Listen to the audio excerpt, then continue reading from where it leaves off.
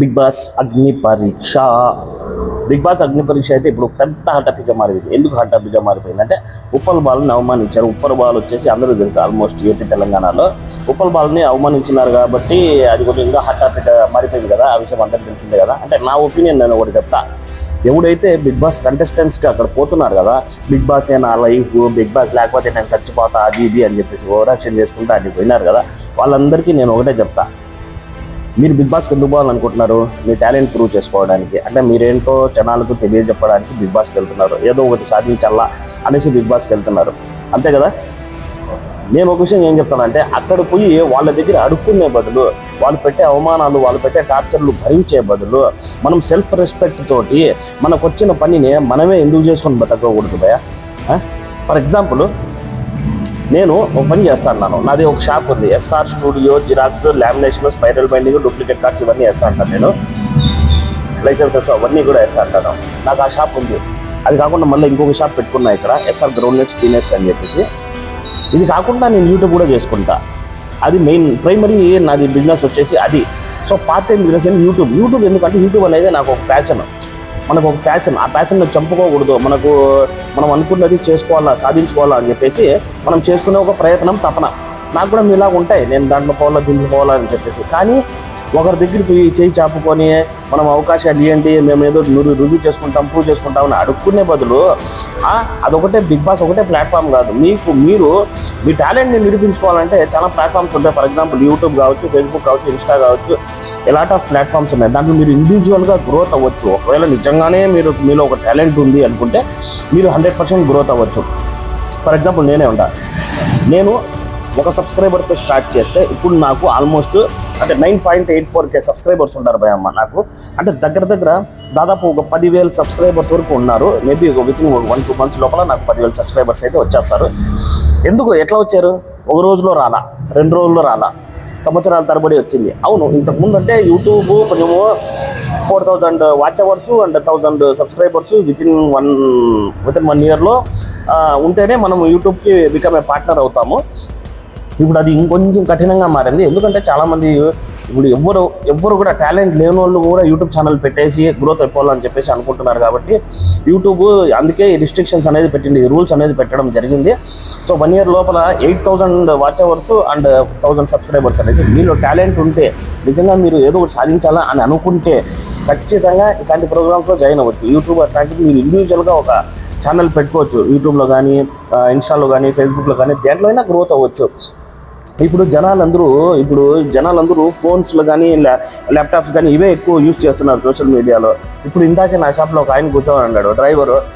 ఆయన ఏం చేస్తాడు, కూర్చొని కొంచెం సేపు అట్లా ఫోన్ చూసుకుంటా అంటాడు, రీల్స్ చూసుకుంటాడు, లేకపోతే ఫేస్బుక్ చూసుకుంటాడు, లేకపోతే యూట్యూబ్లో వీడియోస్ చూసుకుంటాడు. యూట్యూబ్లో, ఫేస్బుక్లో, ఇన్స్టాగ్రామ్లో సక్సెస్ అయిన వాళ్ళు ఎంతమంది లేరు? వాళ్ళందరూ బిగ్ బాస్కి పోయే సక్సెస్ అయినారా? మీకు భయ అక్కడ కూర్చున్న ముగ్గురు ఉన్నారు కదా జడ్జెస్, ఎవరైతే ఉన్నారో నవదీప్, బిందు మాధవి, అభిజిత్, వాళ్ళు కాదు మీ జడ్జెస్. మీ ట్రూ జడ్జెస్ ఎవరు తెలుసా? ఆడియన్స్ మీ ట్రూ జడ్జెస్. నువ్వు ఒక రీల్ పెడితే దాన్ని లైక్ చేసేది, బాగుంటే షేర్ చేసేది ఎవరంటే ఒక ఆడియన్. నీకు ఆడియన్స్ సపోర్ట్ కావాల్సిందే, వాళ్ళ సపోర్ట్ కాదు. వాళ్ళు ఈవెన్ ఆ జడ్జెస్ ముగ్గురు ఎవరైతే ఉన్నారో వాళ్ళ పొడుగు పోగొట్టుకుంటున్నారు వాస్తవం చెప్పాలంటే. ఎందుకంటే ఈ అగ్ని పరీక్ష అనే కాన్సెప్ట్తో వాళ్ళల్లో ఉన్న సైకోయిజము, శాడిజము అన్నీ బయటకు వస్తున్నాయి. వాళ్ళు ఏమనుకుంటున్నారు, మాకు ఇచ్చిన పని మేము కరెక్ట్గా చేసుకుంటున్నాం అనుకుంటున్నారు. వాళ్ళల్లో మంచిది కూడా ఉంటుంది, లేదని లేదు. ప్రతి ఒక్క మనిషిలో మంచి చెడ్డ ఉంటాయి. కానీ ఆ మంచి దాక్కుని లోపల చెడు మాత్రం బయటకు వస్తుంది. దానివల్లనే మనకు నవదీప్ ఫుల్ ట్రోలింగ్ అయితే గురవుతున్నారు ఉప్పల్ బాలు విషయంలో. అండ్ బిందు మాధవి కూడా నీళ్ళెత్తి వన్ పైన వేసి ఒక కంటెస్టెంట్ పైన అయితే వేయడం జరిగింది.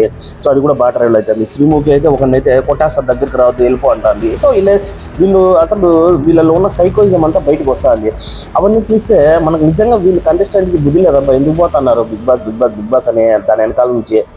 మనం ఇండివిజువల్గా బతకండి. ఇప్పుడు యూట్యూబ్ ఛానల్ కానీ, లేకపోతే ఇట్లా ఇండివిజువల్గా మీకంటూ ఒకటి ప్లాట్ఫామ్ మీరే క్రియేట్ చేసుకుంటే ఒకరి దగ్గర అడుక్కోవాల్సిన పని లేదా, దర్జాగా బతకచ్చు, కింగ్లాగా బతకచ్చు.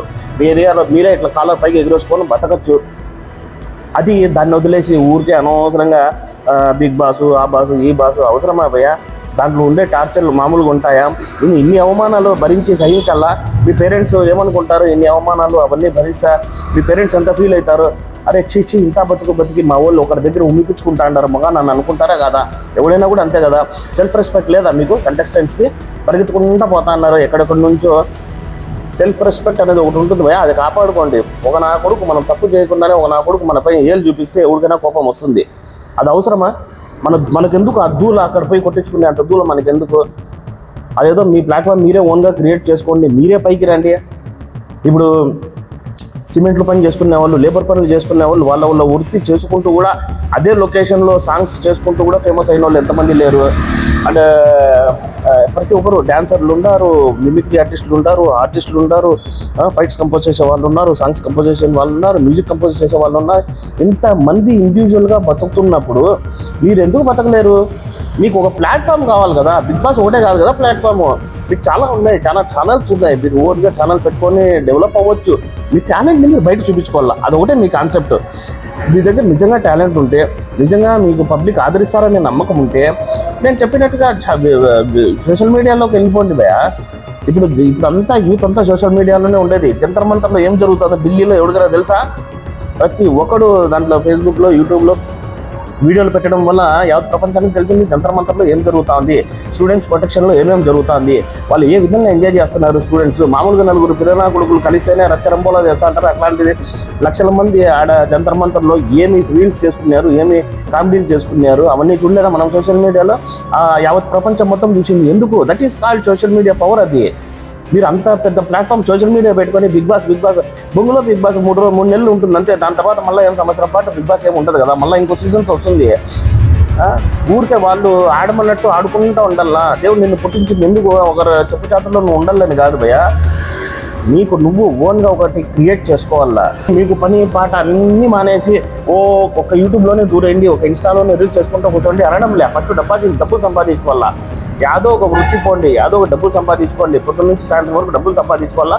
సాయంత్రం నుంచి మీరు మీ యొక్క ప్యాషన్ కోసము మీరు హార్డ్ వర్క్ చేసుకోవాలా. అది సండేస్ ఉంటాయి, ఇంకా గవర్నమెంట్ హాలిడేస్ అప్పుడు కూడా మనకు టైం చాలా ఉంటుంది. ఎక్స్ప్లోర్ చేయాలి. మనం నా టాలెంట్ బయట తెప్పించుకోవాలని చెప్తే నేను ఏదో విధంగా తెప్పించుకుంటా, బయటికి టాలెంట్ చూపించుకుంటా. ఎందుకు? లాట్ ఆఫ్ ప్లాట్ఫామ్స్ ఉన్నాయి, అదొకటే కాదు బిగ్ బాస్ ఒకటే. నేను ఎందుకు వీడియో చేయాలనుకుంటున్నా అంటే నాకు కడుపు కాలిపోతుంది. బిగ్ బాస్లో వాళ్ళు చేసే అవమానాలు అవన్నీ భరించి సహించి నార్మల్ పర్సన్ ఎంత ఫీల్ అవుతున్నాడు అని చెప్పేసి. మనకు నలుగురు ముందర ఒక మాట అంటేనే మనం ఎంత ఫీల్ అయిపోతాం. అట్లాంటిది ఆ జడ్జెస్ ముగ్గురు కూర్చొని ఎరిపప్పల్ని చేస్తా అంటారు. సారీ బూత్ వస్తాను మధ్యలో.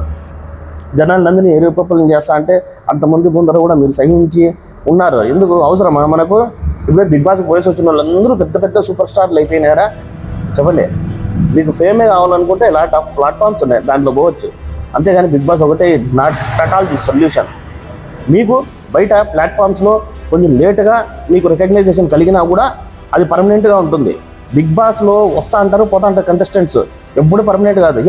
ఫస్ట్ ఎపిసోడ్లో ఎవరెవరు ఉన్నారు చెప్పండి? టక్ గుర్తులేదు. నేను కూడా బిగ్ బాస్ చూస్తా. ఎవడు గుర్తుంది? ఎప్పుడో సీజన్ 1లో వచ్చింది, ఎవడు గుర్తు వస్తుంది? అంతే. ఇక మీరు ఇప్పుడు బిగ్ బాస్ పోయే వాళ్ళు కూడా ఒక 10 ఏళ్ల తర్వాత మర్చిపోతారు వాళ్ళని కూడా. అదే నువ్వు ఒక బ్రాండ్ అనుకో, నీ టాలెంట్ని నిరూపించుకోవడం కోసం ఎప్పుడు ఒక ప్లాట్ఫామ్ని సెలెక్ట్ చేసుకొని దాంట్లో స్లోగా డెవలప్ అవుతూ పోతే ఆటోమేటిక్గా 10 years తర్వాత నీ రేంజ్ మారిపోతుంది. నీలో ఒకవేళ నిజంగానే టాలెంట్ ఉంటే. అది నేను చెప్పేది. ఊరికే బిగ్ బాస్లోకి పోయి అవమానాలు పడి వచ్చే బదులు ఓన్గా ఏదో ఒక ప్లాట్ఫామ్ క్రియేట్ చేసుకొని దాంట్లో మీ టాలెంట్ని చూపించుకోండి. హ్యాపీగా మీకు ఫర్దర్గా డబ్బులు కూడా వస్తాయి, సంపాదించుకోవచ్చు. అంటే మీరు జాబ్ కూడా చేసుకొని డబ్బులు సంపాదించుకోవచ్చు. మీ టాలెంట్ కూడా ప్రోత్సహిస్తారు, బయట దొరుకుతాయి. ఇప్పుడు ఎంతమంది లేరు భయ? సురేష్ గురు చిన్న వీడియోలు చేసుకునేవారు. ఇప్పుడు సినిమాల్లో ఎట్లా అవకాశం వచ్చింది? ఆయన బిగ్ బాస్కి పోతేనే అవకాశం వచ్చిందా? నాన్ వేషన్ అంట, ఉమా తెలుగు ట్రావెలర్ అంట, రవి ఎంతమంది ఉంటారు యూట్యూబ్లో అల్టిమేట్ స్టార్స్ అయిన వాళ్ళు? సురేష్ గురు మొన్న వస్తున్నాడు. సురేష్ గురు మంచి కమీడియన్, టాలెంట్ని ఆయన ఓన్ ఛానల్ పెట్టుకున్నాడు, టాలెంట్ నిరూపించుకున్నాడు. ఈరోజు బ్రహ్మానందంతో యాడ్ చేశాడు, సినిమాల్లో చేశాడు.